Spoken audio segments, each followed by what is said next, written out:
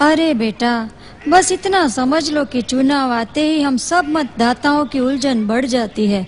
एक साफ सुथरी सरकार बन जाए तो देश की तरक्की हो।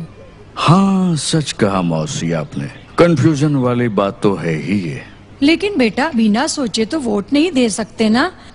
बुरा नहीं मानना, लेकिन वोट मांगते हो तो इतना तो पूछना ही पड़ता है कि पार्टी के नेता कौन है, उनकी नीयत कैसी है, पार्टी के मैनिफेस्टो में क्या है। नियत का तो क्या है मौसी, एक बार मिली जुली सरकार बना ली तो बस नियत तो अपने आप साफ हो जाएगी। तो क्या अभी नीयत साफ नहीं है? नहीं नहीं मौसी, ऐसा मैंने कब कहा। नियत तो साफ है पार्टी की, लेकिन हर बार तो सरकार नहीं बना सकती ना। कभी कभी सांसदों को खरीदना भी पड़ता है। खरीदना पड़ता है? हाँ मौसी, ये कुर्सी चीज ही ऐसी है, अब मैं क्या कहूँ। हैं? तो क्या ये सब कुर्सी के लिए? छी छी छी मौसी, वो और कुर्सी के लालची ना ना। लेकिन एक बार भ्रष्टाचार की आदत हो गई ना तो मौसी, हर काम में पैसे लेने की आदत इन मंत्रियों को किसी ने सिखा दी और अंडर टेबल पैसे लेने लगे, तो फिर उसमें बेचारी सरकार का क्या दोष।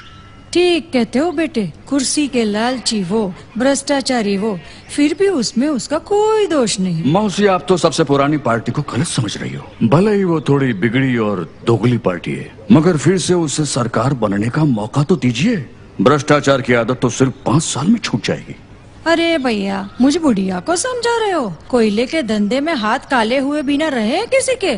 मौसी, आप पंजे वाली पार्टी को नहीं जानती। विश्वास कीजिए, वो हरी गहरी पार्टी जैसी नहीं है। एक बार सरकार बन गई, फिर वो स्विस बैंक के अपने सभी अकाउंट बंद कर देगी। बस यहाँ की बैंक तगड़ी हो जाएगी। हाय हाय, तो बस यही एक कमी रह गई थी, स्विस बैंक में काला धन भी जमा है।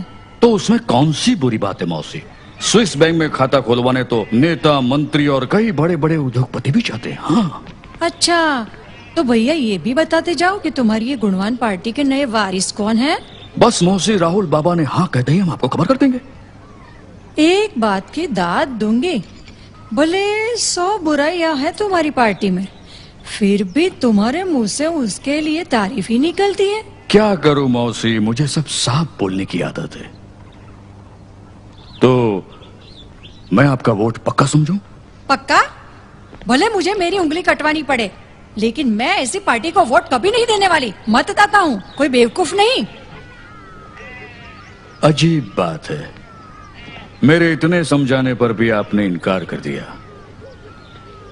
बेचारी पार्टी न जाने कैसे जीतेगी।